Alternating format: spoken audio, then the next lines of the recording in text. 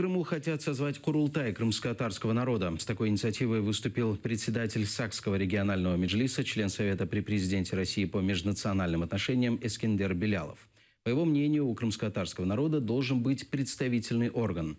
26 апреля председатель меджлиса крымско-татарского народа Рифат Чубаров своим решением ввел чрезвычайное положение, во время которого нельзя созывать Курултай.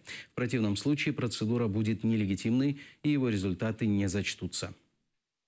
Я думаю, государство должно дать возможность собрать Курултай этого нашего народа, и мы примем там решение, как нам дальше быть. Но я считаю, что национальный орган крымско-татарского народа должен существовать. В какой он форме будет, это определит Курултай. Любые действия, предпринятые с целью проведения внеочередных сессий Курултая крымско-татарского народа или его распуска, равно как проведению внеочередных выборов делегатов Курултая, членов Меджлиса, иных органов национального самоуправления крымско-татарского народа, в условиях временной оккупации Крыма, в обход или в нарушение существующих норм регламента Курултая крымско-татарского народа, положение о Меджлисе крымско-татарского народа, положение о выборах делегатов Курултая крымско-татарского народа, положение о местных органах национального самоуправления крымско-татарского народа являются нелегитимными.